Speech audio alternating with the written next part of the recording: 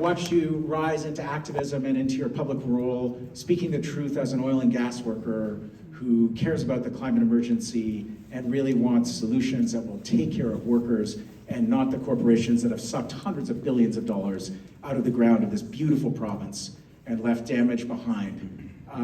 It takes a lot of courage to stand up in a conformist culture, and the work that you do inspires me, and it has for many years, so thank you.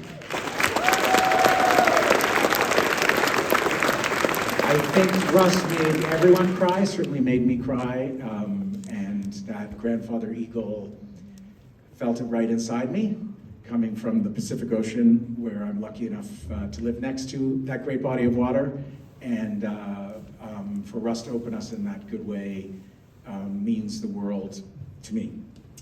It's been really a thrilling experience to be on this tour, and we're into the first big deadline that really matters, 8 days till the membership deadline. How many people are members of the NDP actually already right now? Are you sure?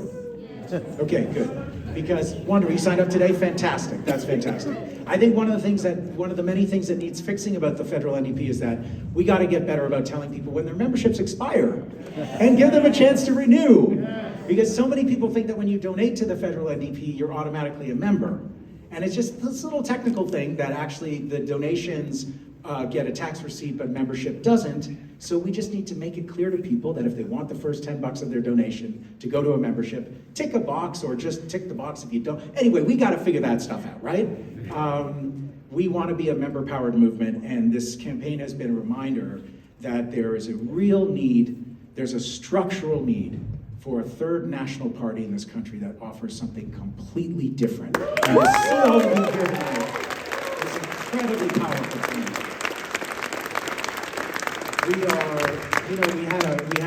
We just said to ourselves, look, the crowds are getting bigger and bigger as this campaign goes on. Let's start booking bigger rooms and push our local volunteers and all of our regional organizing hubs to fill them. And holy shit, it is happening.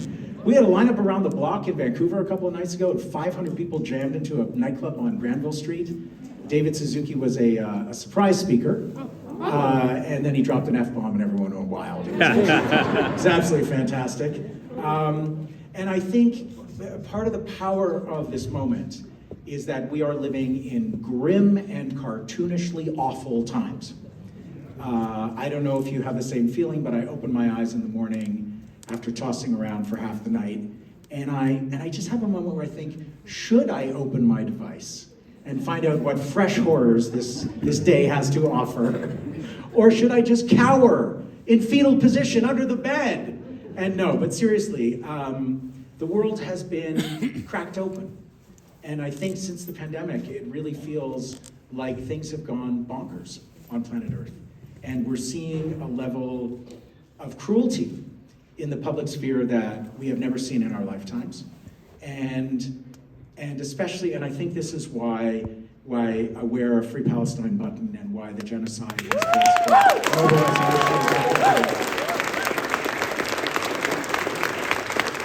Israel's genocide in Palestine is continuing right now. We say that we watch the world's first live stream genocide on our devices, and that is true. And it's important to remember and never stop talking about Palestine, because since the so-called ceasefire, Israel's murdered another average 5 people every single day.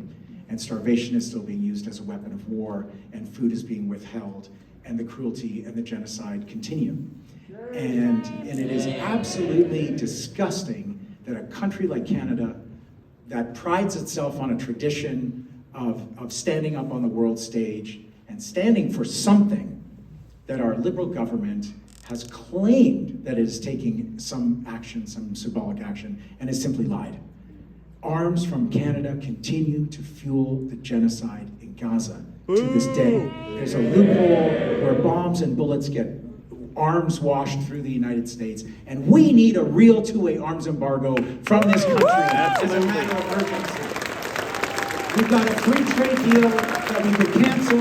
We have diplomats that we could recall.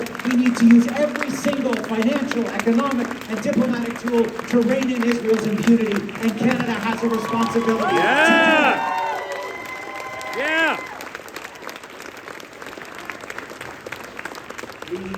I understand understand why people voted for Mark Carney for Prime Minister, and it was a moment of deep fear. And I think the speed with which he has gone to the right and pursued a very different kind of agenda that somebody wrote a book called The Shock Doctrine some years ago that he seems to have read not as a cautionary tale, but as a how-to manual. And, you know, Carney was speaking at Davos today. I didn't have a chance to look at the whole speech. I read some of it. And he spoke eloquently about this rupture in international affairs. And this moment when the rules of the international order have been ripped apart and thrown away, and that a country like Canada must stand up on the international stage and rebuild respect for international law, while he considers joining Donald Trump's Board of Peace. A mechanism which I can only assume is some kind of real estate deal, where countries pay $1 billion to participate in something chaired by Donald Trump where Netanyahu is already on board. So while our Prime Minister insists that that is an option for Canada, and that there can be a Palestinian state as long as it's a Zionist one, I think we just have to say, we need a movement that holds these guys to account. And that's what the NDP is for. Moral clarity in this time. Yeah. Straight talk. I want to just share a few thoughts on why, I don't know, does anyone else feel surprised that there's a huge number of people coming out for an NDP leadership race when we don't have party status, we don't have mainstream media coverage, we're supposed to be a rump of a party that is in the wilderness and has to be brought back from the dead, right? But instead of a crash cart, we have hundreds of people every night, right? Engaged in this leadership race. It's happening below the radar. But it is really important. I think it's really significant that this many of us feel this way about this moment. And so I want to share a few thoughts tonight on why I think the momentum behind this campaign is so phenomenally strong. We have, as the MC said, smashed fundraising records. I just checked right now. We've had 5,688 donations on this campaign in like 3.5 months. From more than 500 communities across the country, right? Like a Bernie-style small donation, massive fundraising effort where people are putting their money where their heart is behind this kind of politics. I think there's a number of reasons, 3 or 4 reasons why there's so much energy behind this campaign. And I want to say what I say every night, which is, I'm blessed to be here. I'm excited and energized, feel extremely passionate about this work and this job that I'm auditioning for. I thank you for your help in getting me this job, but it's not about me. It is about us. It is about what power we can build together. And the cult of leadership has to end. It's not about a savior. There's nobody coming to save us. We keep us safe, right? From the abolition movement. We are the ones we've been waiting for, and this campaign recognizes that. One of the things about a truly collective effort is that it's always grounded in the lived reality of the people at the base. And that is why, since day one, when we launched our campaign on September 18th, we have been talking about and laser focused on the everyday emergency of just trying to get by in a rigged economy. We have been laser focused on the cost of living crisis. There are many crises that we face today, the shredding of the international order, the climate unraveling, and go on and on. But what people are talking about every single day is how the hell is my rent so high, are my mortgage payments off the charts, is my grocery cart, you get to the checkout and the cashier and you look in the basket at the same time and go, how? How is it $100 for this? I don't even have a full meal planned. What's going on, right? And everybody's experiencing this. So we connect all the big solutions that we're fighting for to the cost of living emergency, which is front of mind for everyone, and which is an incredible lens to see the world we're living in and why things are so bad. So staying focused on that emergency has led us to a kind of politics which is resonating with people that they don't have to study the platform on the website to get it. Right? Social media messages, short videos, talking with neighbors, getting a phone call from someone on the campaign, just talking about it with your friends. The ideas are out there and they are common sense. They are easily explained. We feel that the NDP somewhere along the way lost the capacity for straight talk. And there are a lot of plain truths about our world that just need saying out loud. They are based in moral clarity. The genocide is one of them. Another is that we are in an epic battle for our independence as a country. We need an independent foreign policy from the United States, and we need an economy which is actually self-sufficient. This is why we fought the free trade deals in the first place. Yeah. There's a bunch of people here, fewer in the standing room only section, maybe more sitting at the front tables, who remember those battles of the 1980s.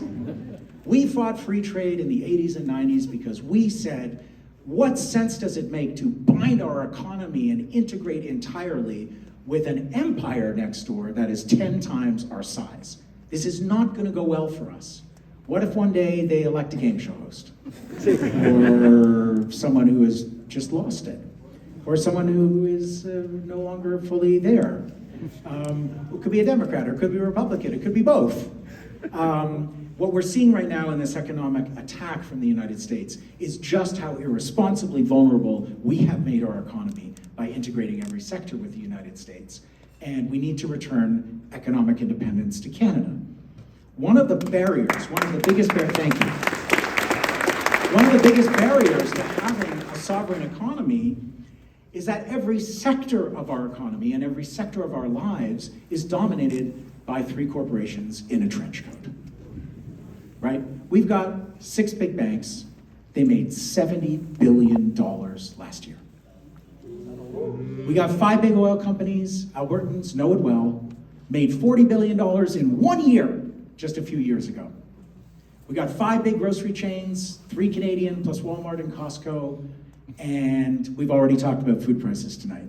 I think there were super shoppers involved in designing the quiz because I'm paying more than all those things. I think some of you guys are too. And we have Rogers, TELUS, and Bell. The highest cell phone prices on it, like 1,000 times more expensive than Finland. It's not even like I think that's an actual figure. And the shittiest customer service anywhere. Oh yeah. You could literally die on the phone, on hold, waiting. You watch your life trickling away, trying to get some stupid thing that doesn't work on your phone fixed. Because they have squeezed from their employees, they have squeezed from their companies, they have extracted maximum wealth, and they are hoarding it at the heights of our economy, and we have to break the power of corporate cartels in every single part of our life.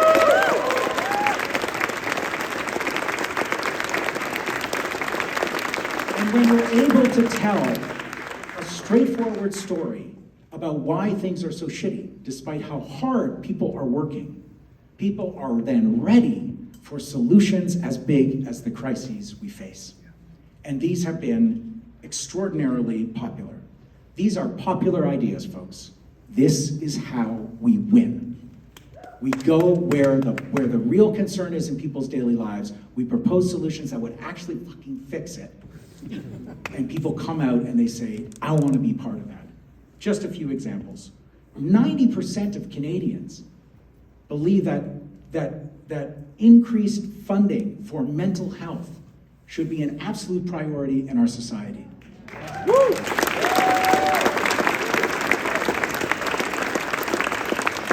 And for too long, we've been fighting these incremental and rearguard battles to try to stop the privatization of our healthcare system, right?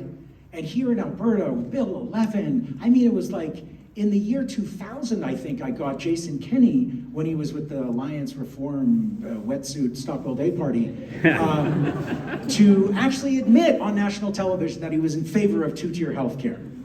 And it was a breakthrough moment when they told the truth by accident and said the quiet part out loud. We didn't say that back then, but now we would say that. But the agenda is now coming true. And now you're seeing the actual legislation of 2-tier healthcare and cracking the healthcare system wide open to the private sector. In Ontario, you can pay $4,200 a year and get a private family doctor. And the federal Liberal government will not enforce the Canada Health Act that explicitly rules out measures like this to privatize healthcare. But when we say, hey everybody, let's go to the ledge, big rally to stop privatization of healthcare, We're tired of those rearguard fights. But when we say eyes, teeth, mental health, medicine, they're all part of your health. They have to all be part of our single-payer, universal healthcare system. People stand up and say, I want to fight for that. I want to fight for that. I want the whole thing. We have to fight for the whole thing. 92% of Canadians believe that monopolies are driving up price of food and phones and everything else, because only 8% of us are totally out to lunch. Everybody understands that these monopolies are exactly the problem, that prices go up beyond inflation year after year after year, and wages never keep up. And so we say we need a public option for groceries. We need a public option for phones and the internet. We need public banking in Canada. Canada Post can have postal banking and challenge the monopoly of the private banks and provide banking services to low-income people, to remote communities, to the rural communities that the banks have abandoned and closed branches and won't give service to people who don't have the internet connection that they need. When we fight for public options, we are saying together that we are living in a period of epic market failure. We've shoved everything into the market mindset, to the point where we complain and regularly see stories on CBC, that the post office lost money again. Does the ambulance service make money? Do the police make money? I think the police are actually quite expensive. It's a fundamental public service. Why do we think it should make money? Right? So when we say that the market has failed to provide the basics of a dignified life, food, shelter, education, healthcare, communication, transportation, at a price that working class people can afford, that is market failure, and that is when we need the government to step up and goddamn govern. People agree. These are popular positions. This is how we win. This is how we win. 2/3 of Canadians want renewables, not fossil fuels, to be the focus of our energy economy. 2/3. The auto industry itself did this survey just a couple weeks ago about electric vehicles. So this is an auto industry poll that found that a significant majority, almost 60% of Canadians, think that electric vehicles should be the focus of the auto industry instead of being tied to the Americans and their penchant for, well, you've seen them in Alberta too, some larger vehicles that burn quite a bit of gas. And so we say, quite frankly, and without apology, we need a Green New Deal. We need a Canadian Green New Deal. We can create at least 1 million good-paying, unionized jobs in new industries that will help us get off the boom and bust roller coaster of fossil fuels once and for all, while we make life more affordable for everyone at the same time. A heat pump in every home. A heat pump in every single home. Now, it's a bit cold tonight. Not for you, but for me, because I live in BC. Heat pumps work all year round. And even if you need a little bit of supplementary heating in the winter, you get air conditioning in the summer, which in BC, for instance, we never needed air conditioning before. But now we have smoke season instead of summer. And heat pumps actually take the heat out of your house instead of bringing the outside air in. So when we get smoke days in BC, we turn up the heat pump air conditioner, and we close all the windows, and we are cool as cucumbers inside, and we are not bringing the smoke in. This is a technology in an era of climate breakdown that should be in every home in Canada, right? But when governments have little programs, I mean, you in Alberta are not going to get this with the worst government ever in the history of this country. But even when you have a marginally better government, and you get like a $5,000, subsidy for heat pumps, the heat pump industry just cranks up the price another $5,000. They hoover up the subsidy. That's why we must do it under public ownership. Yeah. Because it's a public good. And we can use Canadian steel to create unionized jobs, to create a generation of manufacturing and installers and repair people to get a heat pump in every home. It's the same thing with power lines. We need power lines, not pipelines. We need a 21st century electrical grid to roll out renewables across this country with battery storage included so that we can have east-west trade in clean electricity across provincial lines instead of selling our electricity to the United States. And we need an electric bus revolution in this country. I was in a New Flyer bus plant in Winnipeg some weeks ago where they are bringing Canadian steel into a Unifor workplace with the happiest workers I've seen in a really long time, because they are building Canadian-made electric buses with Canadian steel. They have $13.5 billion of back orders, right? And there's a nice, juicy piece of federal land right across the street. I'm just saying. If we had public ownership behind an electric bus revolution in this country, we could double the footprint of that factory like in a matter of weeks, and just actually take those $13.5 billion in back orders and satisfy them right away. Once again, using the steel that the tariffs prevent us from selling to the United States. Good steel worker jobs, good Unifor jobs in those factories, and we can reconnect the communities across this country. When Greyhound bailed on the prairies a few years ago, the most cynical thing, this is a vast land, people. And if you don't have a private car, suddenly you can't get your cancer treatment. You can't go to visit your grandma. In public transportation in a country like this is a basic human right. We should have free public transportation. That is functional within our cities. I don't know how you get around in this city with the public transportation system that you have. But this is not the only city that needs vastly improved public transportation, that is making our economy independent again, that is using our own resources, that is massive numbers of unionized jobs, that is getting off fossil fuels, and that is lowering the cost of living for every Canadian. These are simple solutions, they are very popular, and this is how we win.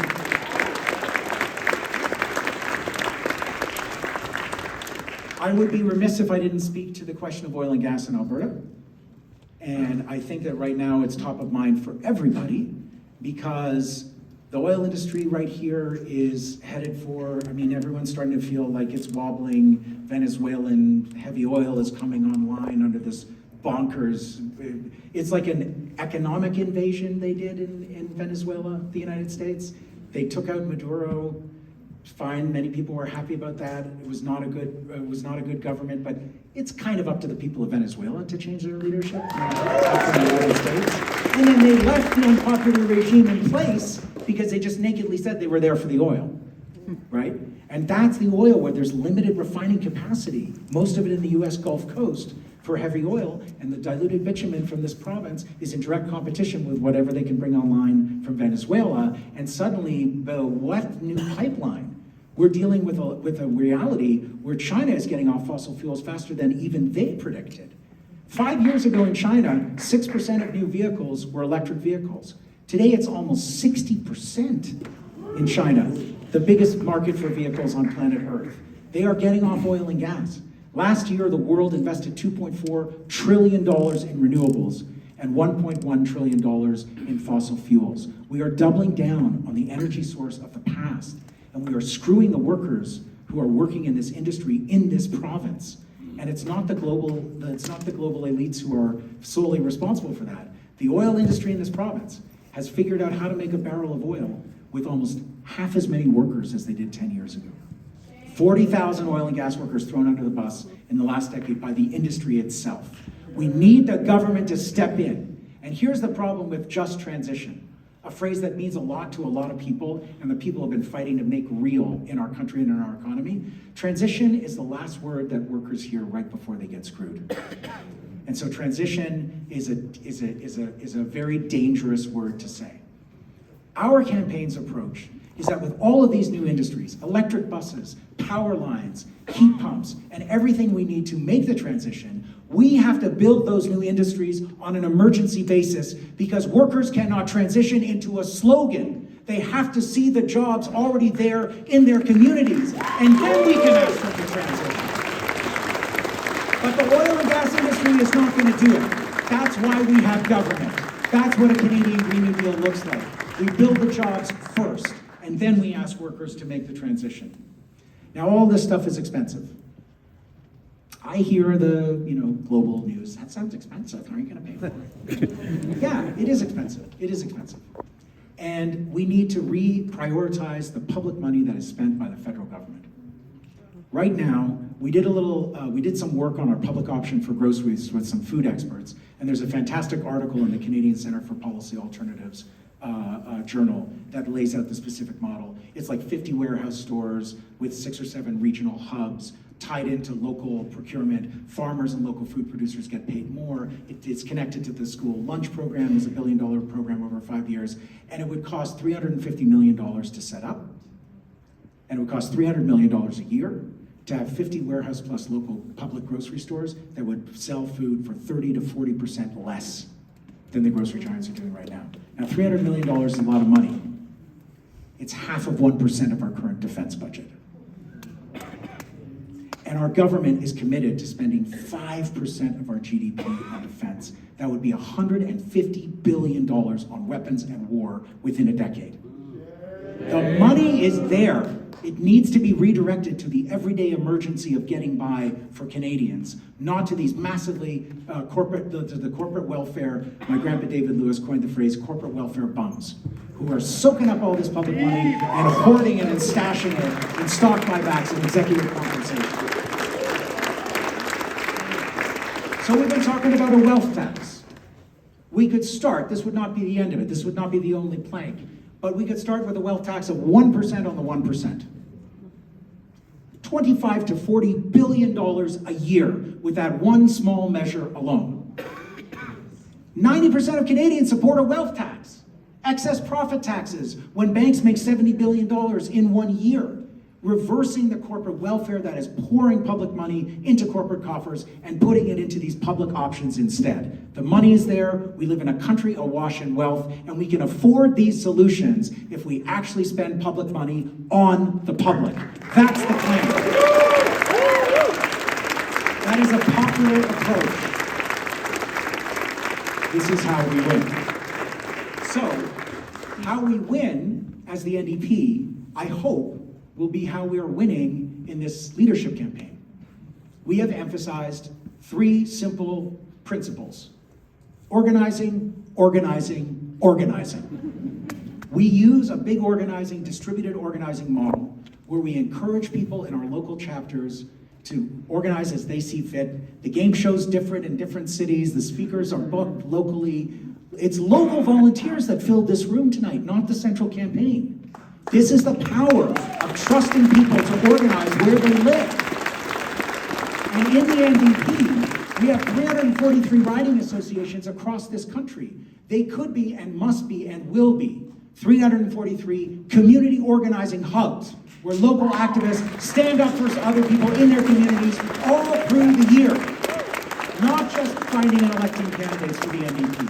Standing up with migrant workers, standing up with workers on strike, supporting refugees who need help getting settled, mutual aid during a pandemic or a natural disaster, getting together with the climate strike kids and supporting them. Whenever there's a cause in our community, local NDP activists should be unleashed to support all of these local community organizing efforts, so that when we come around at election time, it's not, oh, there must be an election, the NDP's asking for money, they're asking for my time, they want me to put up a sign. What we want to see is when you knock on the door at election time and say, hi, I'm here from the NDP, that people say, I know, you showed up for us. Of course we'll show up for you. That is trusting each other and building a movement based on organizing. And I just want to say in closing, it is so important to just be silly sometimes, to have stupid game shows, to have people to have MCs who humiliate themselves for your entertainment, to have people whooping and screaming in the audience, right? Because if we're not having fun doing this, we are not doing it right. There needs to be joy and celebration and art and culture in our politics and our activism, because the times are too bleak otherwise. This is how we fling open the doors to the 99% and build a movement of the many, not the money. Thank you for coming. We got 8 days and thousands of memberships to sell. Thanks for your help, everyone. Let's get to work.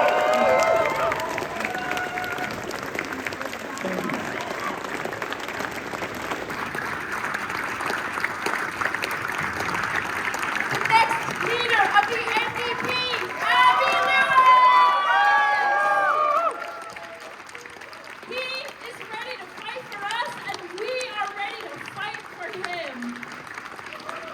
Avi, Avi, Avi.